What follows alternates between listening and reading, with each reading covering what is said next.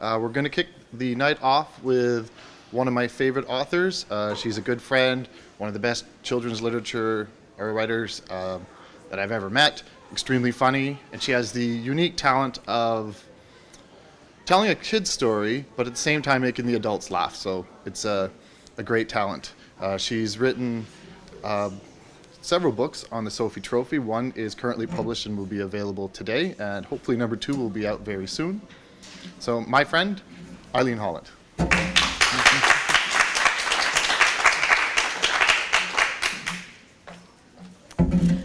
So, here is my book, Sophie Trophy. This book is mainly for ages 7 to 9, but I have a lot of people who get it to read to their grandchildren or their children. And it's sort of an interesting little story. It's funny, but it's also heartwarming. So this book came out in March. And this coming March in 2020, the second book will come out, and it is called Sophie Trophy 2, T-O-O, because it's about Sophie feeling left out because of something that happens in the school. I have dozens of magazine articles published, newspaper articles published, and I was the associate Western editor of an Ottawa-based magazine. I attended the 2002 BC Festival of the Arts Literary Arts Program as a jury-selected delegate. I wrote an historic document several years ago called The Story of the Nelson Public Library, 1986 to 2013. When I was a library trustee, I lived for a short time in Nelson, 5 years. I had a personal essay in an anthology called Letting Go, an anthology of loss and survival. And my story, Ribbitfish, is in the anthology New Beginnings we were just mentioning. It is a publishing project that donates its net proceeds to the Share Society, and it also promotes local authors. For years, I've called all of this writing my serious hobby. My actual professional life revolved around teaching in Campbell River and Vancouver for 12 years and in Coquitlam for over 21 years. I was known by school parents as the writing teacher and also the funny teacher. I truly believe that children listen more intently when drama and humor are around every corner. My road to the publication of Sophie Trophy was 13 and a half years in length. I wrote the book in 2004. In 2005, it was seriously considered by Athenaeum Press in New York City, but the final round of editors, there were 3 rounds, decided it wasn't strong enough. I edited extensively and sent it out again. "We love your perky main characters," said Scholastic Books. "This is well written, but should be a picture book," said Harper Trophy.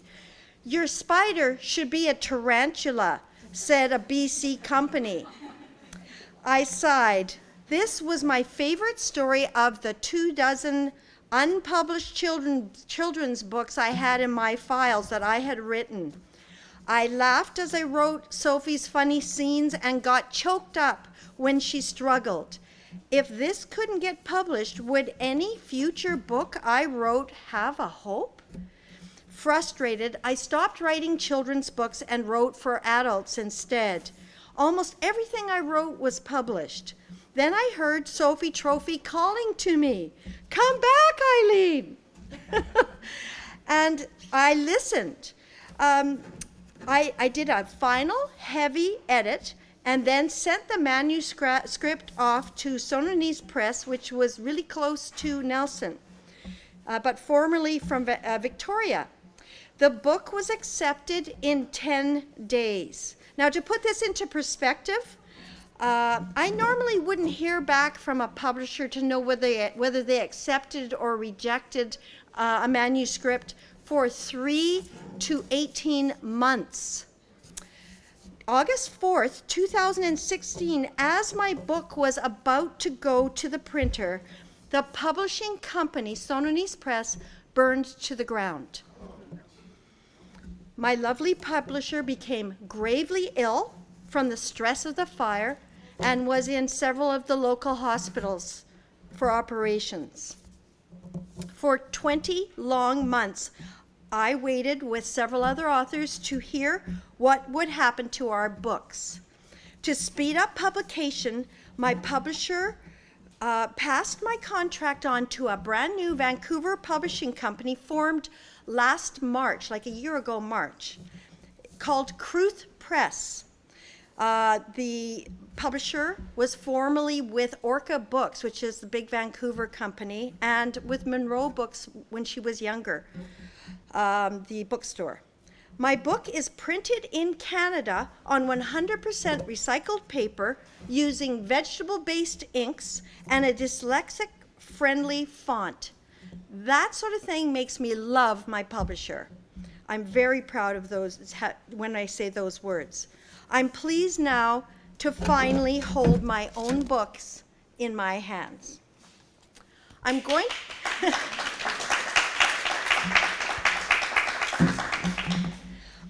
to start reading from page 6, which is partway through chapter 1.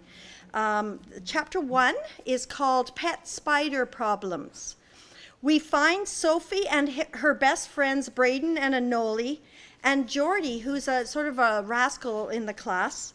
They have been led into the classroom early, and while they're in there, Braden is showing Sophie that he has brought a spider in a bottle for show and tell. He puts it down to take off his coat, and that's where our story starts. Hey, what's this? Geordie stood there, Braden's jar in one hand and its lid in the other. He was peeking into the jar. The spider bolted up the twig. Watch out, Geordie, warned Sophie. Geordie, no, cried Braden. The spider leaped onto Geordie's nose. It scrambled around one of his nostrils and then around the other. Get it off me! He plunked the jar down on the bench and bushed madly at his face. Sophie blinked. The spider was no longer on Geordie's nose. It wasn't on the wall. It wasn't on the floor. Sophie gasped. Where is it? Their classmates flooded through the door. Miss Ruby came in with them, her giant earrings swinging. A smile danced on her face. Where's what? My spider, Braden sighed. It got out of its jar. Miss Ruby rose on tiptoes. Braden, you let a spider loose in here? Geordie stomped over to Miss Ruby. It attacked my nose! I may have to go home sick. Lots of legs on spiders, lots of legs on spiders, whispered Miss Ruby, her breath ragged. Oh, said Sophie. It was clear that her teacher did not like spiders, not at all. But Miss Ruby lifted her head and squared her shoulders. Everyone to your seats. Braden and his friends need room to search for his spider. Waving the last students out of the cloakroom, she hurried after them. Sophie and her friends searched the room from top to bottom, but 10 minutes later they still couldn't find the spider. They gave up and told Miss Ruby. The spider was missing, and so was their teacher's smile. Chapter 2, Miss Ruby in Danger. Sophie slumped in her seat. When was recess? She loved Miss Ruby, but Sophie's ears were tired of listening. What if I could make my ears just fly off my head? Sophie wondered. She pictured them just flying away.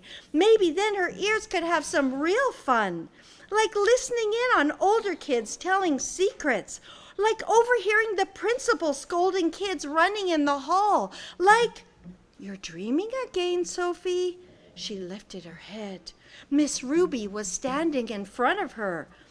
"Sorry, Miss Ruby." Sophie straightened up in her seat. She didn't want to disappoint her best teacher ever. Miss Ruby's eye care smile made her the best. That and her hair. Miss Ruby had a super high puffy ball of brown hair. If she was cheery, it bobbed merrily. If she was tired, it sagged to one side. Some days it was so tall and fuzzy, it reminded Sophie of the cotton candy sold at the summer fair. Other days, she imagined it was a little animal napping on her teacher's head. Sophie looked back at her teacher to show that she was listening. Then something caught her attention. Something was jiggling above Miss Ruby's hair. Something that shouldn't be there. Jiggling and wiggling and quivering. A round brown body lowered itself on a silken thread. A brown body attached to 8 spindly legs. A spider was dangling over Miss Ruby's head. Sophie's tummy turned scared girl squirmy. A chill ran down her back. Braden's spider! She had to warn Miss Ruby. But then she thought about her friend. Would Braden get into trouble? He'd brought the spider into the classroom. The spider dropped lower until it dangled just above Miss Ruby's hair puff. Sophie clenched her teeth. Should she say something to her teacher? Miss Ruby stepped over to the whiteboard. Where do the capital letters belong in this sentence, class? On the bank's name, said a boy. Good for you. Miss Ruby added the capitals. She stepped back in front of Sophie, right under the spider. The spider landed in Miss Ruby's hair. It gave all 8 of its legs a good long stretch. Sophie gulped at the sight. She twisted her lips like gummy worms. Chapter 3, Sophie in Trouble. Sophie's desk was at the front of the class by the window. Miss Ruby and the spider stood before her. The spider could not be seen by the rest of the class, not from where they were sitting, not on Miss Ruby's brown spider-colored hair. Miss Ruby smiled. Where do the other capital letters go, Sophie? Capital letters? Sophie couldn't think about capital letters when a spider was tiptoeing down her teacher's hair puff. Suddenly she had an idea. Miss Ruby loved teaching dance. Perhaps a few shakes and spins would send the spider flying. Shake your head, Sophie cried. Shake it, shake it. Miss Ruby froze, her eyes wide. Pardon me? Your head, Miss Ruby. Shake it like this. Sophie showed her. And twirl, too. It's fun. Try it. The class looked at Sophie as if she were an alien. Sophie, we all love to dance, but dance class is Friday. Right now, we are talking about capital letters. Imagine trying to read a book without them. They let us know when a new sentence is beginning. They tell us which words are names. A smile flickered across Miss Ruby's lips, and her eyes glazed over for a minute. Sophie could tell Miss Ruby loved capital letters. But the spider! It had come to a stop right above Miss Ruby's ear, almost as if it were listening to her, almost as if it were thinking about the wonders of capital letters. Then it stuck a skinny leg forward, like it was trying to decide if it should step onto Miss Ruby's ear. Sophie felt her breath catch in her throat. She rose out of her chair and pointed. Your ear! You don't want it on there! Get it off! Get my ear off? You aren't making sense, Sophie. Miss Ruby reached up and patted her hair above her ear. The spider scurried out from under her fingers and crept farther down her head. Sophie dropped back into her seat. She had to get the spider off her teacher. Leaning across her desk toward Miss Ruby, she cried, "Your head! It's still there! Knock it off!" "Knock off my head?" In a twinkling, Miss Ruby was at Sophie's desk. She bent down close to her face. "What's going on? You don't seem like yourself at all, Sophie." The spider was right in front of Sophie's eyes. "Oh, those legs! Up close! They're so hairy!" Miss Ruby glanced down at her own legs and back up again. "I beg your pardon? My legs aren't hairy." The spider crawled onto the collar of Miss Ruby's dress. It pointed a leg at the teacher's giant hoop earring. "No!" cried Sophie, digging her fingernails into her hands. The spider leaped onto the earring. It swung back and forth as if it were riding on a playground swing. Sophie was too upset to laugh. She had to rescue Miss Ruby and keep Braden out of trouble. "Whack your ear! That ought to knock it off!" And I'll leave you there.